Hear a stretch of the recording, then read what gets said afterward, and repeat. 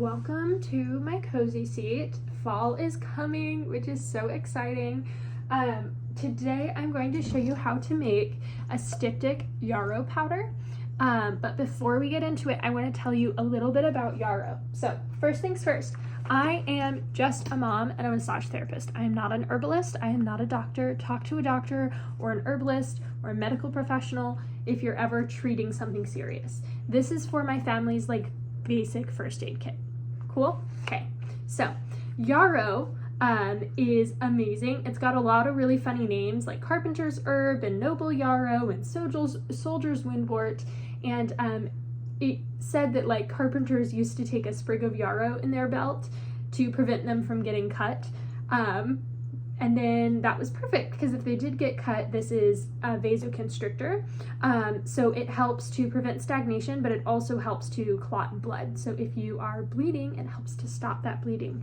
This can be used internally or topically. It can be used through baths, sitz baths, teas, compresses, oils, salves, and it's a really good buddy plant to other things. You could use this in comfrey or this in plantain or this and arnica to make some really lovely healing topical stuff. But I made it into a powder because I use this in conjunction with homemade alternative to Neosporin. So I clean and wash the wound with something like castor oil based soap or Castile soap, and then because the more recent research is showing that unless something's infected or unless it's been exposed to something that isn't healthy, using things like alcohol and hydrogen peroxide often break down the skin tissues, are not as good for your body. So we wash the wound really well, and then we use yarrow. So I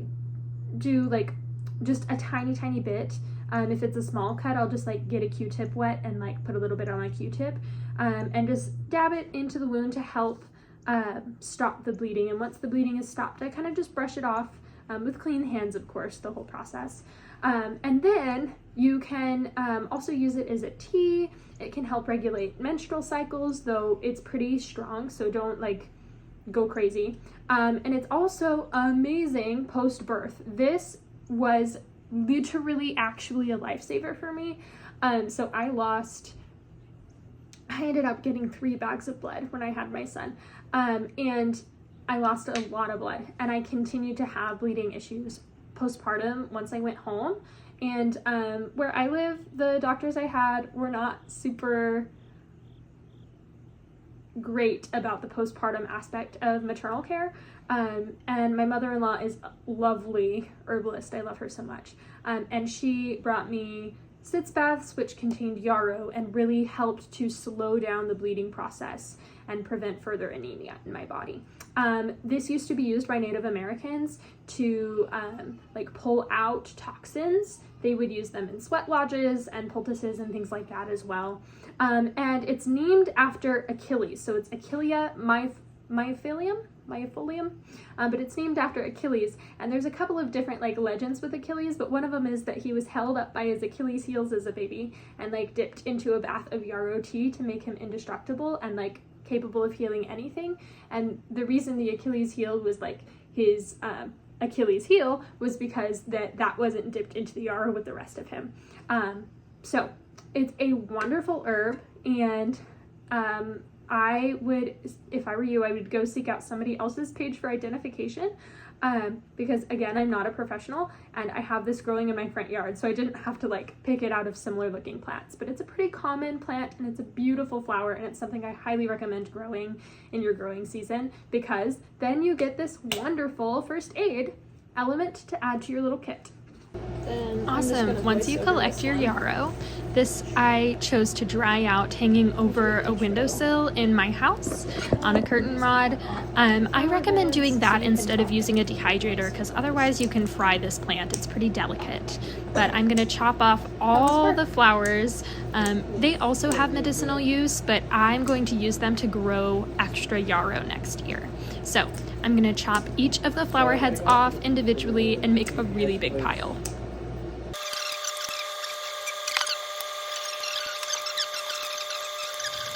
So once I've done that, I am taking all the seed heads and just kind of taking all the big stem pieces off and putting them in a bucket for later. Okay, so this is the important part.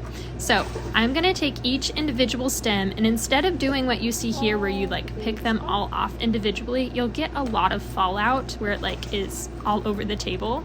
Instead, I recommend taking and putting it directly into your blender or food processor if you have one, and taking the stem and pinching the end of the stem towards the bottom and pulling all the way towards the top, using your hand that's holding the stem to pull and leaving your pinching hand in one spot over the blender. This will allow for the most amount of leaves to end up in the spot where you want them to.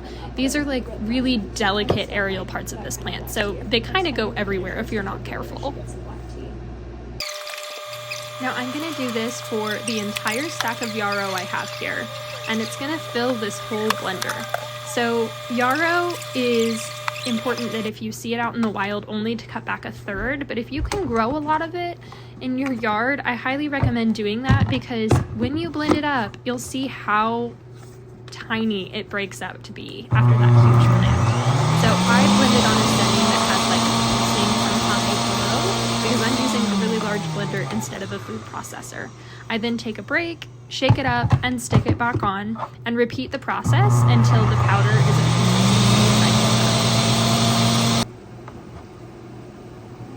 So now that we've got it all blended down, you want to take a clean and bone dry jar. You can use a canning jar like I am here, or you can use like an old pasta jar or an old salsa jar. It's up to you. I just prefer glass. Then you take a spoon or a spatula and like scrape down all the different parts, because this dust is very fine, so it'll go everywhere if you're not careful. I also recommend using a funnel. I didn't have one that was clean at the moment and didn't want to do dishes, so I was kind of doing it the lazy, risky way.